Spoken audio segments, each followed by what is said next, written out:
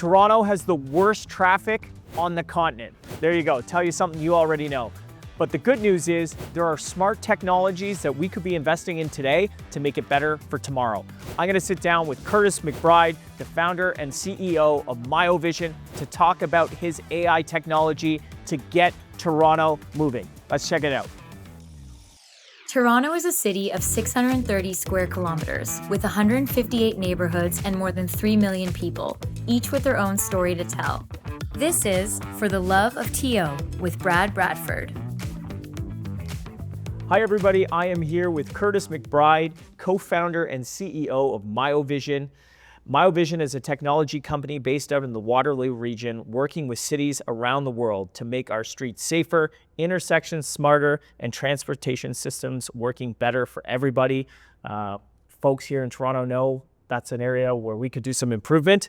Thank you so much for joining me on For the Love of TO, Kurtis. It's great to have you here. Thanks for having me. Yeah. And we got you downtown Toronto today. We're on King Street. And so, you know, for so many people that are trying to get into the core, this is really the epicenter of the traffic issues, really probably in the GTA, but certainly as folks in Toronto experience it. I want to just start with a little bit of your background.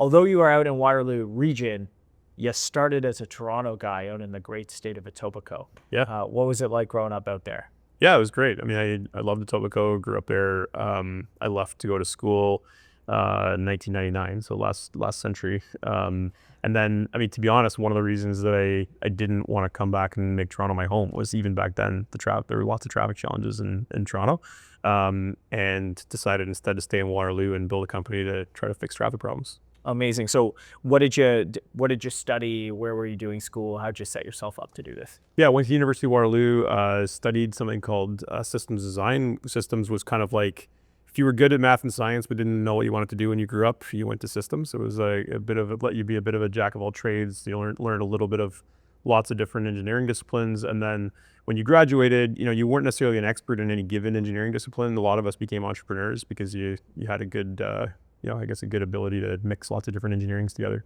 So I see that you got the iron ring on there. Yep. As a reminder. I don't have one of those because I'm an urban planner, but I also went to Waterloo. And that is the reminder. What's the story of the iron ring, just for bridge collapse thing or something? Yeah, so I think for a while they were actually made of the iron from the bridge. I think they ran out of iron from the bridge. But yeah, there was a bridge in Quebec that when you get wind going through a valley, everything has a harmonic frequency. So the bridge would start to vibrate, and people would come and watch it as it would shake. Eventually, the wind got going fast enough that the bridge fell down, and a bunch of people died. So this is we do the iron ring ceremony when you graduate, and it's supposed to be a reminder that we have a civic responsibility as engineers to make sure we build bridges that don't fall down. And you keep it on the pinky of the hand that you sign signatures with when you're signing your drawings. Boom. Your working hand, exactly. I love that. And if you're out in public, every once in a while you'll hear someone. I don't have a table to hit it on, but if you see someone with a ring, you can say hi to them by clinking your ring on the table. I love that story. So you had the systems design background. You were a numbers guy. You've been a data guy.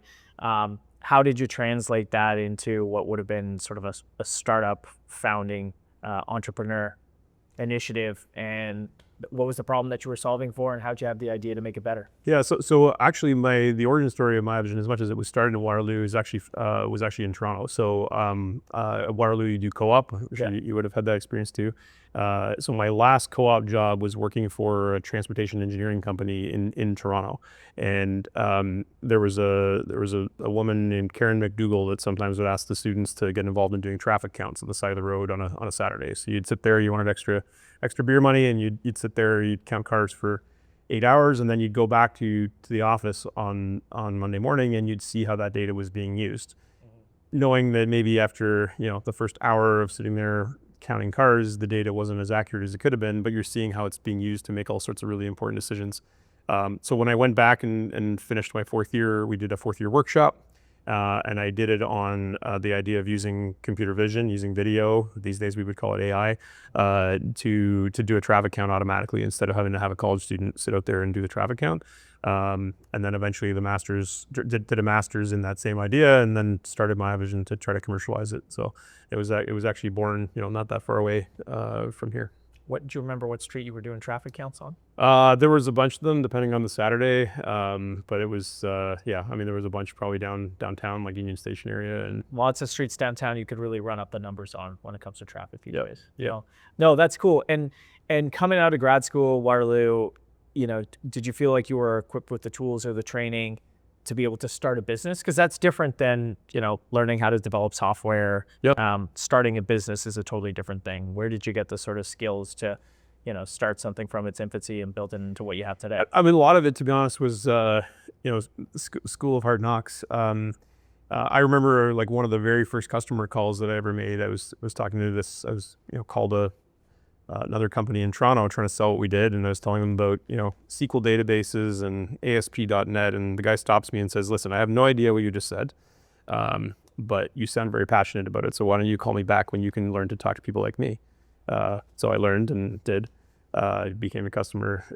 But yeah, I mean, it was early days. Knew how to work with technology, but had to learn other things, which 80% of a business is marketing and finance. And Waterloo is also kind of unique in the sense we have University of Waterloo, which tends to be a technical university, and then you have Laurier down the street, which tends to be more into the sort of the business pieces. So we ended up adding some people to the team early on that were Laurier grads, and it was that pairing that really started to make it go.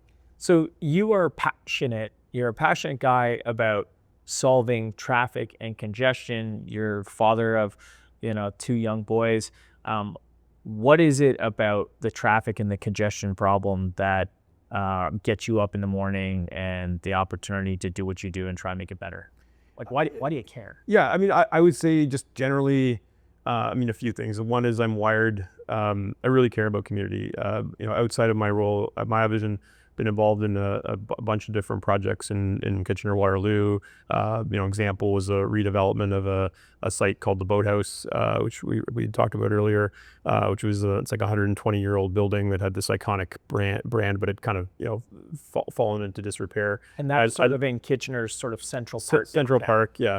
And it's just I love community meeting places, and I love like livability of cities, and because I think whether it's my kids and wanting them to grow up in a safe place that they like to be in, or whether it's trying to attract employees to come work for Miovision.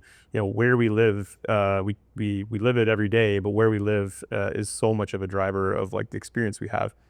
So I think whether it's community projects that I've been involved with, or Miovision ultimately, like we take I think we sort of assume that traffic's bad because it's always been bad and it'll always be bad, and it's just part of our life. But we at Miovision, we sort of set out to like, what if there was a world where you didn't have to wait at a red light unnecessarily? Wouldn't that be great? So I think like livability of cities is something that I'm very passionate about. There's elements of safety, there's elements of greenhouse gas reduction that kind of flow from that. But yeah, fundamentally, it's just about building a community that I would want my kids to grow up in. So we're a few minutes in. Let's actually talk about the smart technology, the smart infrastructure, the AI-based process that you use to unlock gridlock, to make intersections more efficient. What exactly does Miovision bring to the conversation in cities, and how is your technology, your infrastructure alleviating some of the congestion problems we experience every day? Yeah. I mean, I'll start very high level and kind of talk about maybe how we get there. So, time is the one commodity that you can never get more of, right?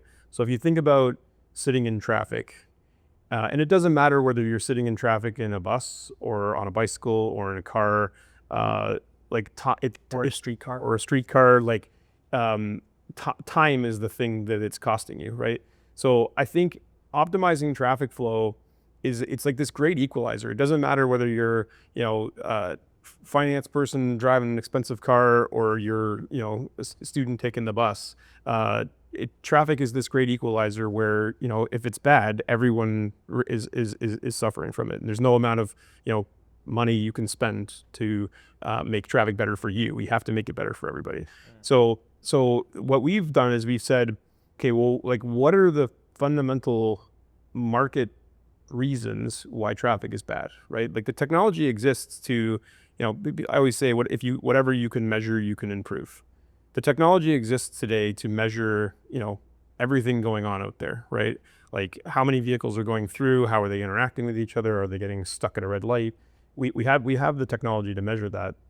So why is traffic the way it is? And one of the things that we've sort of thought a lot about is this concept of a refresh rate. So the way that we build infrastructure, we generally assume it's going to last for like 20 to 25 years. So imagine if you could only upgrade your cell phone every 20 to 25 years, right? You'd be still using your like Nokia 6800 with the monochrome screen. Playing Snake. Yeah. But with industrial technologies, they refresh every 3 to 5 years. So you have this problem where on the one hand, you have a budget process that's designed to upgrade something every 20 to 25 years, but you have the opportunity to do it every 3 to 5 and sort of make traffic better by keeping up with the technology refresh rates.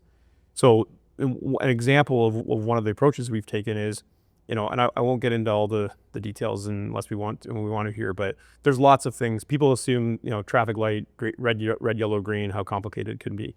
But there's actually a lot of things that go on. If you want to give, there was the recent example of the Finch West line, where transit signal priority, is the answer to that one. That's a matter of giving green lights to a bus strategically to get it, or a streetcar to get it through a traffic network. Emergency vehicle preemption, giving a fire truck a green light to get it to the scene of a fire, cardiac arrest, quickly, safely. And then there's the obvious things like, mitigating congestion for drivers. Traditionally, each of those things you wanted to do at an intersection was a different piece of hardware. So it was a different capital purchase. It was a different truck roll. It was a different maintenance issue to now deal with. So if you think about your life before you had a smartphone, you bought your Nokia 6800, you bought a calculator, you bought a flashlight, you bought maybe a portable DVD camera, digital camera, Garmin GPS unit. You had different pieces of hardware for each thing you wanted to do in your life. The smartphone came along and it turned all of that into a single piece of hardware where software powered all of those different things you wanted to do. So what we've done at Miovision is we've built, essentially the smartphone of the intersection. So you put a single device into the intersection and it can do roughly 10 things that you might want to do. Not that you want to do them all right away, but over time you can sort of add the apps, if you will, to upgrade that intersection to allow it to do more. This drives down the cost of putting solutions into an intersection, which then increases that refresh rate. So now maybe we haven't gotten it all the way down to a 3 to 5 year refresh rate, but I'd like to think we've halved the refresh rate from a 20, 25 year cycle to a 10 to 15 year cycle, which makes it easier for cities to modernize. So when I come to an intersection and, one of the common problems that we see is folks blocking the box, not having signal priority, right-hand turns, left-hand turns. How does your technology in real time respond to the conditions in a particular intersection to move people through that in a more efficient manner? How does it work? Okay, so I'll give you, there's fundamentally two reasons why traffic gets bad, okay? So one is called coordination failure. So the coordination failure, we've all experienced it. You're driving down King Street, you wish you were just hitting green light after green light after green light, but it seems like every intersection that you get to, the light turns red and you have to stop, right? They're not synchronized, they're not coordinated. They're not synchronized, so they're not coordinated, and that coordination failure means you stop at every red light.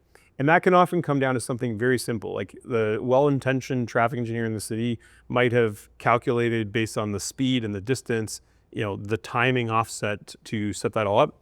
But there's a 50-cent crystal that keeps time in this 20-year-old controller at the side of the road that long ago stopped keeping time. And all of the money that we spent trying to coordinate this thing is for naught because 2 days later the clock's drifted and everything's messed up. So that's a coordination failure. Very common. Like a quartz crystal that, like in a watch. A little watch to keep time, and because it's all low bid, we probably put some cheap crystals in there 20 years ago, and they don't keep time, and that causes coordination failure. I would say that's one of the most common forms of failure that we help to mitigate. And I would just say, like, whether I'm on Kingston Road, out in Scarborough, or Bloor out in the West End, it's feedback that I get so frequently, like, why can't you even make the lights line up? And there's the answer. It's like the little quartz crystal that was put in 20 years ago has probably been exposed to. Yeah, and the solution is actually, for that one, is actually quite simple, where it might just be a matter of resetting the clock every day at midnight, right? So that it now maintains coordination, assuming that it's already a coordinated plan. Or there could be a better way where you put in smart infrastructure. Smart would be great. Yeah. But yeah, there's the other thing that happens is something called a split failure. So the split failure is, and again, we've all experienced this. You're sitting at a red light. There's a queue of, your fellow citizens behind you. There's nobody going in the other direction. And you're like, why is this light red when there's nobody else around and we all want to go forward? So the split failure is the allocation of time, green time between, let's say, north-south versus east-west, is not proportionate to the volume. So you have 50-50 green time between north-south and east-west, but you have 80% of your volumes wanting to go north-south.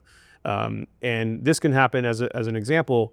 When COVID happened, we were talking earlier about remote work, and so that dramatically changed the traffic patterns, right? Moved peaks, it moved the trips people were taking. If all of the signal timing is designed for a pre-COVID time, then there's split failures happening all over the city because the patterns have changed, right?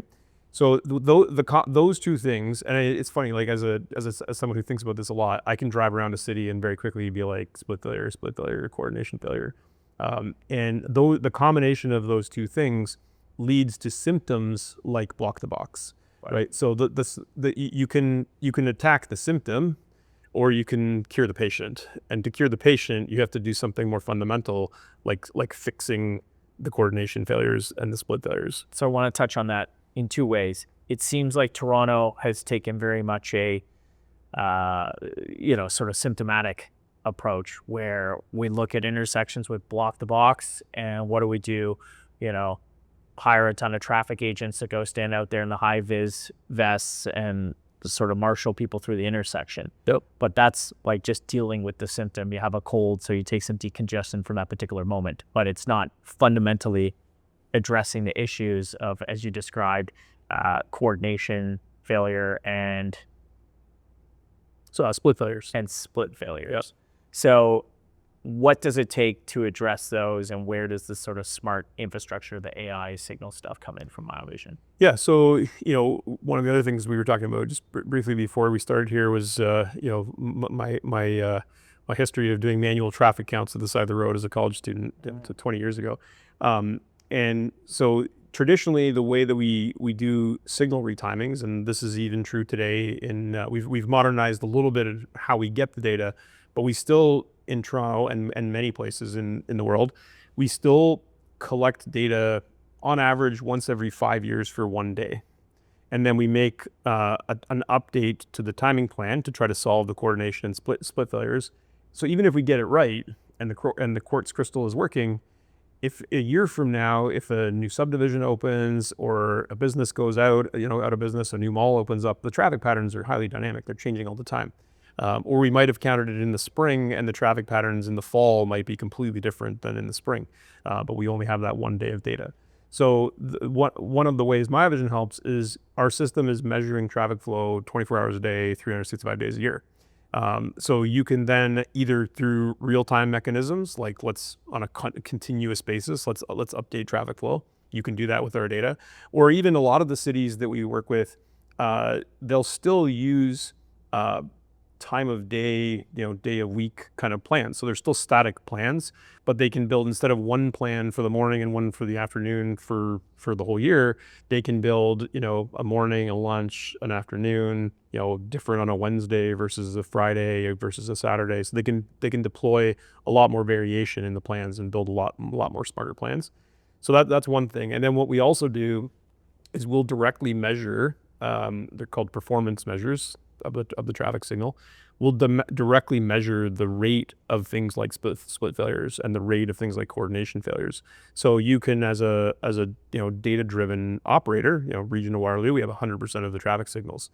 When you deploy technology, technology doesn't necessarily change your business process. So when we first started working with the region, deployed all this technology everywhere, they were still using it on a reactive basis. Citizen would call and complain. They'd be like, okay, we got some data, let's fix it.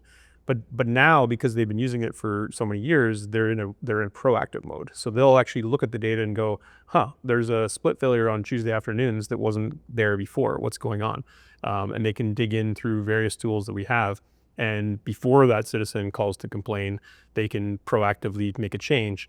Then they can check in a week later and see, did the rate of split failures at this intersection drop significantly, or are we still dealing with the same issue? And they can iterate. So yeah, we provide a lot of those types of tools just to. One of the things I always say to my team, if you think about, we're measuring every intersection 10 times a second, 365 days a year. It's an overwhelming amount of data if your primary source of data before was citizen complaints. So my customers don't want me to sell them needles in haystacks. They want a box of needles. Right. So we've gotten really good at distilling all this, crazy amounts of data that are coming in down to like specific actionable insights that allow them to then prioritize their limited staffing resources to make impact at the side of the road. And I'd like to think we make a group like the regional Waterloo, probably 2 orders of magnitude more productive with their time, where they can solve way more problems with the same amount of people. It's so interesting. You said a couple of minutes ago, the historic approach of sending a summer student out there to do data counts, traffic counts. And what struck me there is the consequential nature of some of the decisions that are made in municipalities around the world, but here in the city of Toronto, that it's based on traffic counts from 2 to 9 p.m. on a Wednesday in June out in Etobicoke. Yep. And then we marshal tens of millions of dollars and staff time and resources and construction and capital to go and build out something, based on 1 or 2 traffic counts, one from the springtime and one from the fall. Yep. And that informs our policy. It is the justification, the rationale for the decision making. And it strikes me in 2026 not to be a very sophisticated way of doing things. Yep. And the other side of that, or the challenge is, I don't think it breeds a lot of confidence and trust in our communities. Yep. So, I'm an avid cyclist. I ride around. For me, it's a good way to get around Toronto because transit's unreliable and traffic's really bad, and I'm able to do it. But when we use singular traffic counts or bike counts, from a sunny afternoon in June and another one in the fall to justify those types of infrastructure decisions. And really what it comes down to is road space allocation, the finite amount of space and how we're allocating that space. You get a lot of pushback from community that doesn't actually experience it the way the staff report is written up from that sunny afternoon in June. Have you been able to use this stuff to make better decisions when it comes to allocation of road space? 100%. So, one of my observations in working with, we're probably now in, 1,200 municipalities around the world with our products. And one of the things that I've observed is, and I think this is generally true of human beings, but I'll narrow it down to traffic data. In the absence of data, the public debate is about people's opinions, right? You have an opinion and I have an opinion, we debate on that basis. However, if you can provide data into that conversation, then the debate becomes about, given a set of facts we both agree on, what do we want to do about it, right? You might have a different opinion about what to do about it than me, but at least we're having a more sophisticated debate because we agree on a set of facts, as opposed to if we have no facts, it's just purely based on opinion. An example of that might be, and you mentioned cycling. So I've talked a lot about sort of how our system applies to congestion, split failures, coordination failures. A whole other branch of what we do is actually related to safety. So the way that we, as cities all over the world, the way that we understand safety is we look typically at 10 years of crash history. So we will look at an intersection and we will say, okay, this left turn has 3 serious crashes over the last 10 years. This left turn is unsafe. Let's spend some of our capital to implement some kind of countermeasure to improve it. The problem with that is you have to wait 10 years and 3 serious crashes to know that that's the thing you should go spend your resources on. So what we do with our system is we look for they're called conflicts. So basically, if you have, let's say, a left turn with close to a high school. There's a bunch of college students or high school students crossing the street. There's cars crossing in front of them, and you have a bunch of high-speed near crashes. So thankfully, no one's getting hit. But let's say this left turn has a disproportionately high number of almost crashes happening in it. Statistically, we can demonstrate that it's just a matter of time before there's going to actually be a crash. Right. And that can be for pedestrian vehicle or cyclist vehicle interactions. It can be for vehicle interactions. And we have we've deployed this in Vancouver. We have cities that are now changing how they run their safety programs, where instead of using 10 years of crash history, they're taking a much more proactive approach and saying, wow, statistically we got a problem here. Someone's going to get hurt if we don't do something about it. And it allows them to gear their capital in a much more efficient and strategic way. So yeah, at the end of the day, like whatever you measure, you can improve. The more data you have, and the more that data can be turned into actionable insights. I think it just allows us to, there's not infinite resources. There's a finite amount of resources. We were talking about prioritization. Ultimately, you always have to prioritize, but having really good data makes it easier to prioritize. So I want to talk about that, how you have had, significant uptake in really big, prominent cities around the world and smaller municipalities and everything in between, and what that looks like in Toronto. And then I want to get onto the transit, because we've been making headlines for all the wrong reasons on transit, and then we can wrap up.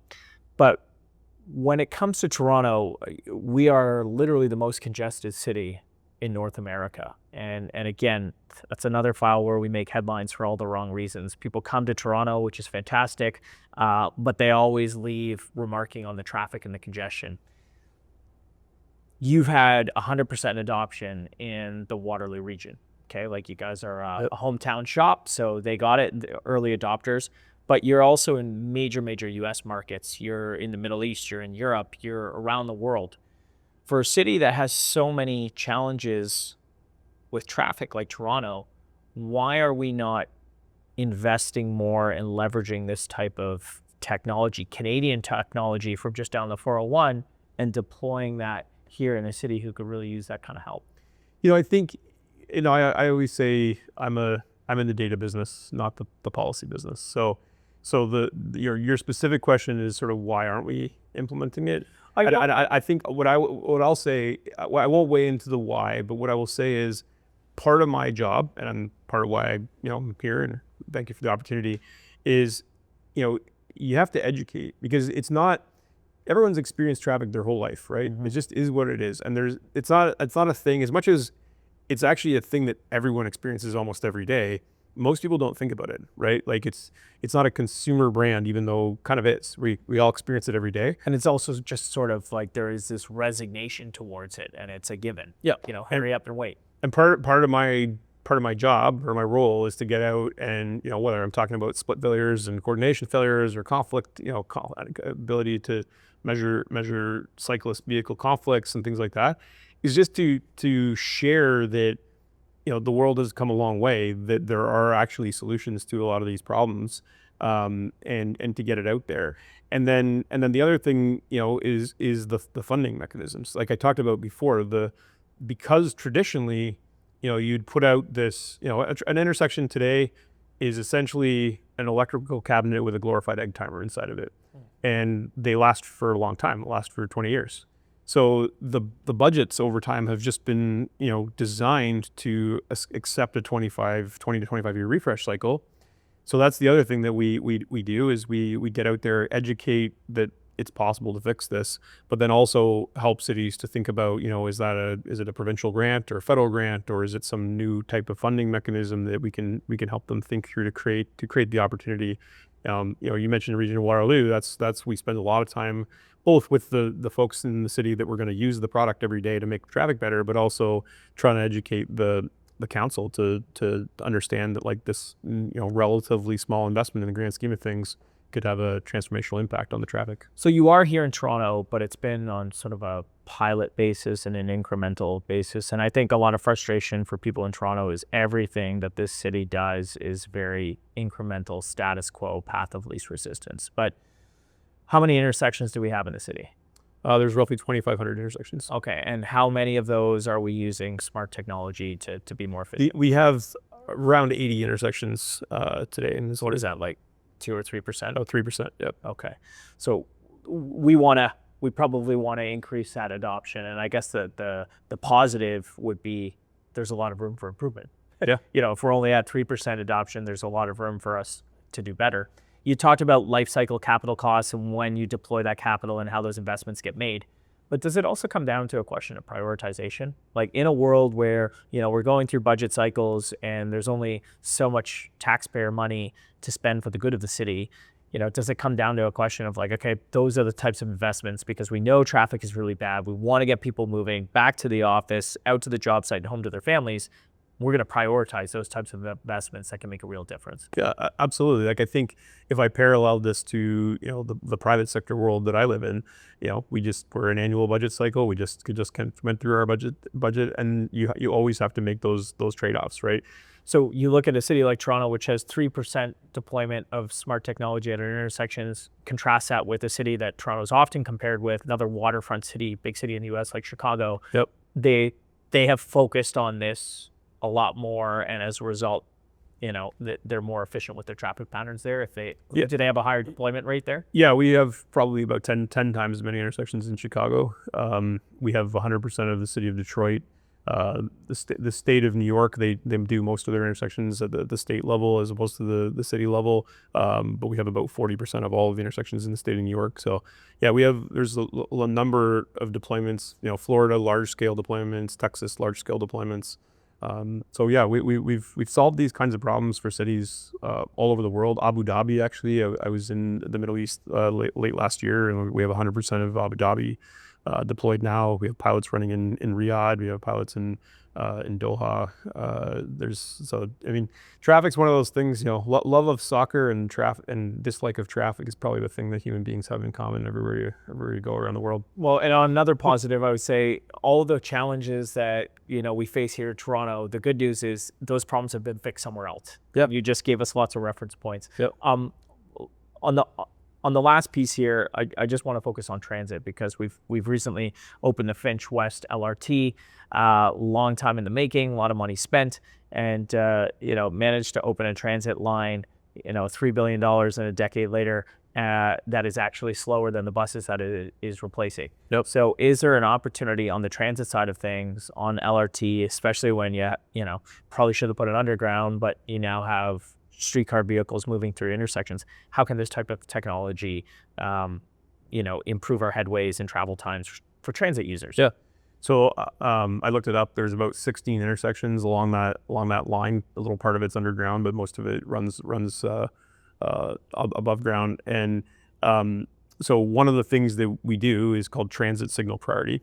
We actually acquired a company. It was a great story of a Canadian company buying an American company. We acquired a company called GTT, and their product was called Opticom. They were a North American leader in transit signal priority. So now we are a North American leader in transit signal priority. And TSP, what it does is there's two ways you can run it. One, you can just say always give the bus or always give the light rail a green light, right? So we want to prioritize, motivate people to take the bus. So we're just going to always make it go faster than the cars. The other way to use it is you want a predictable route schedule. So you want it to always, if it's supposed to show up at 2:23 on a Tuesday afternoon, it's going to show up at 2:23 on a Tuesday afternoon. And so you use green lights to get it back on schedule if it's falling behind, or if it's getting a little bit ahead, you might use a red light to slow it down. But when I saw that, my natural inclination was like, this is a relatively straightforward, solvable problem. Certainly less than $3 billion problem. And I think I actually offered on Twitter to come in and solve the problem just before Christmas for no cost, just because it seemed like it was eating up too many news cycles. Well, look, we will try and take you up on that, and I think it is a solvable problem and something that we need to focus on. I put forward a proposal for a transit money back guarantee, 15 minutes, or the TTC would refund your fare, and I just think that goes back to the principle: if you're paying for something, the consumer as a customer, there should be expectations around that, and if we can't hit the mark, like, let's raise the bar and accountability on the TTC to improve performance. It's nice to hear, actually, this technology, if you got to hit that 2:23 boarding at whatever station, you can leverage AI and leverage technology to help get the train back on time so that you can hit that window. And if we can restore performance, safety, and accountability, the reliability of the TTC, I think we can stop the decline in ridership numbers and get people back to transit, which you and I would both agree is sort of the ultimate solution to help deal with traffic problems, is have people more on transit. And with our system, once you deploy it, you can start to then measure that that's happening and start to get actionable insights to say, hey, you might want to put TSP here, right? Transit signal priority here, because it'll improve your on-time performance by this amount. But so there's that base level of measurement. And then once you start measuring it, you have the ability to know where to deploy your limited resources to go and fix it. So at a high level, last question, the City of Toronto is notoriously very slow to adopt new things and to move with the type of urgency that I think our residents would expect with our big problems. From your experience around the world, what is the one advice that you have for municipalities as we embark on this era of AI and automation and smart infrastructure? How do we get faster adoption and the mentality within our organizations to embrace this stuff? The most successful cities that I've seen, and whether they're deploying our technology or someone else's, but the most successful model that I've seen is, like, I'm all for piloting. I think piloting is super, because there's lots of products out there that don't work, right? So as someone who pays taxes, I want my city to try it before they buy it. But I think the way to think about a pilot program is, if I start at one order of magnitude, let's say I deploy 2 intersections, my pilot program should then, instead of just thinking about it as I'm going to fund 2 intersections, that's my pilot. My mentality for the pilot should be, I'm going to pilot 1 order of magnitude. Then I'm going to fund, if it's successful based on some defined criteria, I'm going to deploy a next order of magnitude, a very technical kind of evaluation. And then at 50, it's like they had just deployed actually an LRT in the region. The Ion. And they were having all sorts of issues with, like, pedestrian safety and vehicles interacting with trains in unsafe ways. So they deployed notionally 50, and were able to solve an actual problem that was happening around the LRT. And then from there they deployed the whole balance. So if you change your mentality to, I'm only going to pilot this because if it works, I think it can solve a problem for me at scale, and I have a funding pathway to deploy it at scale. Then that's how you see the Detroits and the Chicagos and the regional Waterloos. I think if the mentality is, I'm going to pilot, but I have no pathway to scale it, even if it works, then that creates a cycle of just constantly doing pilots. So in Toronto, it's been piloting in perpetuity, but the correct way is piloting as a pathway to scale. Yeah, you want to work backwards from the scaled solution to the problem you're trying to solve, and piloting should be the first step in that. Very smart. Kurtis, I want to thank you for joining us on For the Love of TO. I want to thank the Vintage Conservatory for hosting us here in this great space. And to learn more about Miovision, you can follow them on Instagram at team_Miovision. And thanks so much for tuning in. Until next time, take care. Have fun. This is For the Love of TO.